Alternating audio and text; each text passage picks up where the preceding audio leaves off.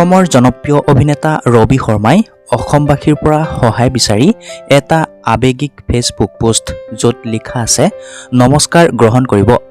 এই অভাগিনীয়ে সুহৃদয়বান ৰাইজৰ অকণমান মৰম আৰু সহায় বিচাৰিছোঁ। মোৰ ঘৰ লখিমপুৰ জিলা নাওবৈচাৰ পেৰাভাৰী গাঁৱত। অতি দুখেৰে জনাওঁ যে 2012 চনত এক পথ দুৰ্ঘটনা হয়।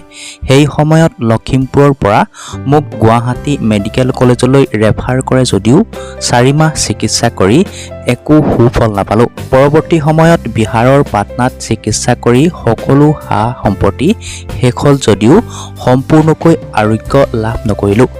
হাড়ত অলপ ইনফেকশ্যন হৈ থাকিলে। এনেকৈয়ে ঘৰৰ সন্মুখত চেলুন এখন খুলি কোনোমতে পৰিয়ালটো পোহপাল দি আছিলোঁ। সেই সময়ত চৰকাৰৰ জনপ্ৰতিনিধি বহুতকে সহায় বিচাৰিছিলোঁ যদিও কাৰো সহায় নাপালোঁ।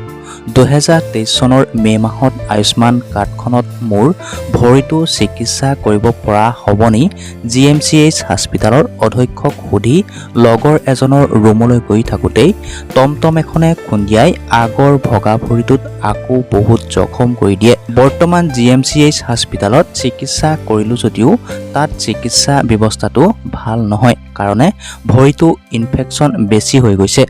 বৰ্তমান উন্নত চিকিৎসা কৰিবলৈ অৰ্থৰ অভাৱ হোৱাৰ কাৰণে ঘৰতে থাকিব লগা হৈছে। ৰাইজে নখ জোকাৰিলে নৈ বয়। সেয়েহে সুহৃদয়বান ৰাইজৰ অকণমান মৰম আৰু সহায় বিচাৰিছোঁ।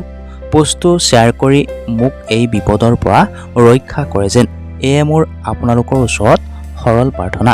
শ্ৰী পুতুল বৰুৱা। গতিকে কোনো সুহৃদয়বান লোকে যদি সহায় কৰিব বিচাৰে তেন্তে এই নম্বৰত যোগাযোগ কৰিব পাৰে, নতুবা আৰ্থিক সাহায্য দিব পাৰে তলত উল্লেখ কৰা বেংক একাউণ্ট নম্বৰত। আশা কৰিছোঁ পোষ্টটো সকলোৱে শ্বেয়াৰ কৰি দিব যাতে সকলোৱে এই পোষ্টৰ জৰিয়তে সহায়ৰ হাত আগবঢ়াব পাৰে।